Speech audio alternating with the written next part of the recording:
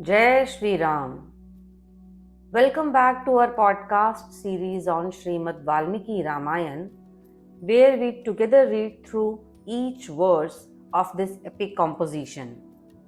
Last week, we were reading Mool Ramayan, which mentioned all the important events that took place in the life of Sri Ram.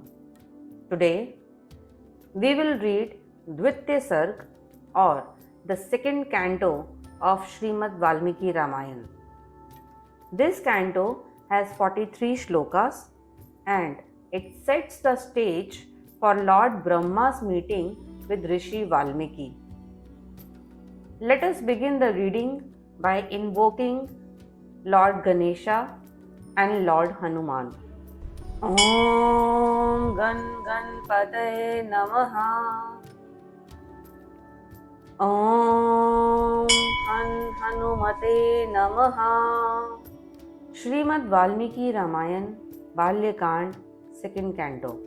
Upon hearing the words of Narad Muni, the great sage Valmiki, who himself was a skilled orator and virtuous minded, he worshipped Narad along with his disciples. After being respectfully honored by Valmiki, the divine sage Narad sought his permission to depart, which Valmiki granted.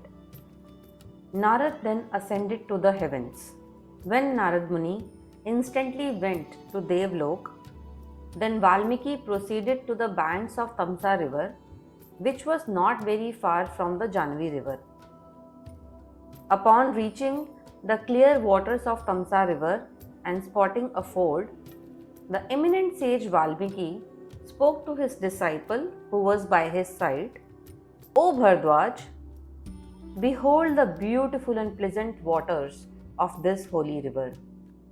It is as clear and pure as the mind of a virtuous man. O dear, put the water pitcher down on the ground and give me my bark garment. I will enter this excellent ford of holy Tamsa river. As asked by noble-minded Valmiki, Bhardwaj, who was ever obedient to his spiritual master, handed over the bark garment to the sage. After taking the bark garment from the hands of his disciple, self-disciplined Valmiki wandered through that vast forest, looking all around.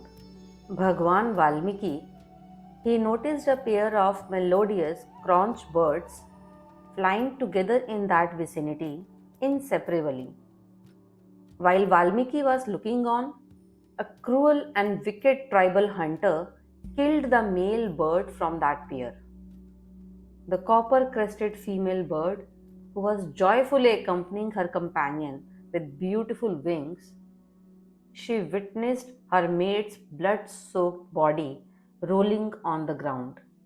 Upon seeing her beloved slain, the grieving female bird naturally gave out a piteous wail, expressing her anguish at being separated from her mate. Witnessing that bird struck down, a deep sense of compassion arose in the heart of the pious sage Valmiki. The sage looked at the wailing crunchy bird and felt compassion. He recognized this as injustice and uttered the following words: O violent hunter, since you have killed one bird of the mating pair, may you not have the peace of mind for endless years.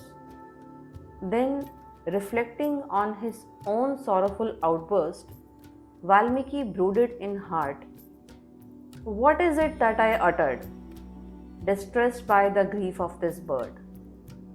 Highly learned, wise, and preeminent sage, Valmiki contemplated the situation and said these words to his disciple. While I was tormented by grief, I ended up uttering 4 rhyming lines, each with same number of syllables, suitable to be played as a song with a string music. Let this be known as a shlok. and not by any other name.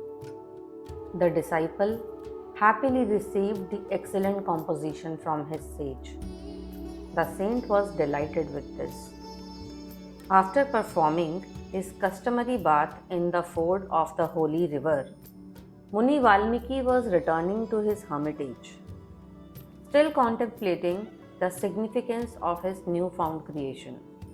Then, the submissive and knowledgeable disciple Bharadwaj followed his guru with a vessel filled with water. The righteous Valmiki entered his hermitage along with his disciple. He sat and engaged in teachings on various topics while still contemplating the verse. Till now, we saw sage Valmiki witnessing the tragic death of a male bird, which inspired him to compose the first verse of Ramayana. In the upcoming verse, we see Lord Brahma, the radiant Almighty with four faces, the creator of worlds. He arrived there on his own to see the eminent sage Valmiki. On seeing him, the pious sage Valmiki is surprised and spellbound. He quickly gets up from his seat and humbly stood aside with folded hands. As per tradition, Valmiki bowed down to Brahma and inquired his well-being. He worshipped the deity, washed his feet, and offered him a seat. After Lord Brahma sat on the exalted seat, he invited sage Valmiki to sit as well. Having duly permitted by Brahma, Valmiki took his seat. Despite seated next to Lord of Worlds himself, Valmiki's thoughts were consumed by earlier incident. That tribal hunter killed the sweet-voiced Cronch without any reason. The evil soul must be having the intentions to capture it, and hence he did this cruel act. Engrossed in grief, Valmiki became retrospective, turned to the depth of his mind, and thinking only about that Cronch bird, he recited the same shlok again and again. Then, Brahma smilingly spoke to the eminent sage, "You need not breed over this verse anymore. O Brahma Rishi, these words have been spoken by you as per my desire only. O eminent sage, you shall compose the legend of Rama in its entirety. You shall compose the legend of Rama as you heard from Narad Muni. Rama, virtuous, intellectual, and courageous Rama. Rama, a godlike person in this world, Rama.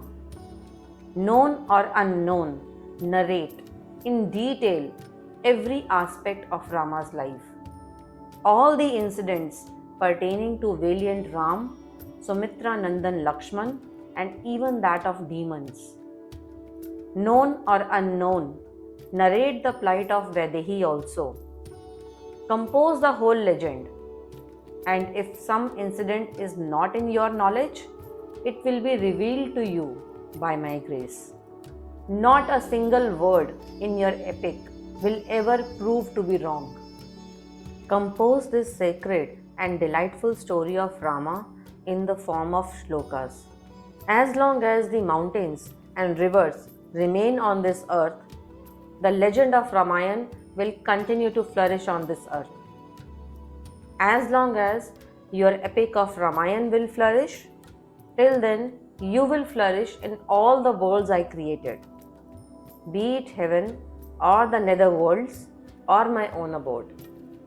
On saying this, the Almighty Brahma went out of sight on that very spot, leaving the divine sage Valmiki and his disciples amazed.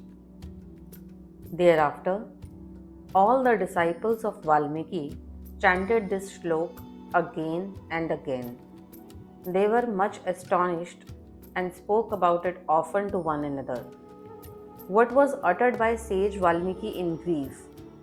This shlok of 4 lines each consisting equal number of syllables, was repeatedly recited by one and all and gained prominence. A thought occurs to the great sage, and then this contemplated soul asserts, I will compose the entire epic of Ramayana in similar verses. The sagacious sage then authored an epic of renowned Ram with hundreds of pleasing verses with symmetrical syllables and excellent, meaningful, free flowing words depicting the noble deeds of glorious Ram. You should listen to this story of Ram and slaying of 10-headed Ravan as composed by Rishi Valmiki. It consists of compounds, pleasing conjunction of words and lines composed in lucid, melodious, and meaningful phrases. In these verses, Rishi Valmiki realizes the significance of his composition in the grand scheme of things. Lord Brahma instructs Valmiki to compose the epic of Ramayana, detailing the life of Ram. Valmiki accepts the task and authors this timeless story of Rama's virtues, intellect, and bravery, and thus ends the second canto in the Balkand of Holy Ramayana, the oldest epic by Rishi Valmiki. Thank you so much for listening. May Lord Rama blessings always be upon you. We will return next Tuesday with more from Srimad Valmiki Ramayana. Till then, stay tuned, like, share, and subscribe to be part of this journey. Jai Siya Ram. Har Har Mahadev.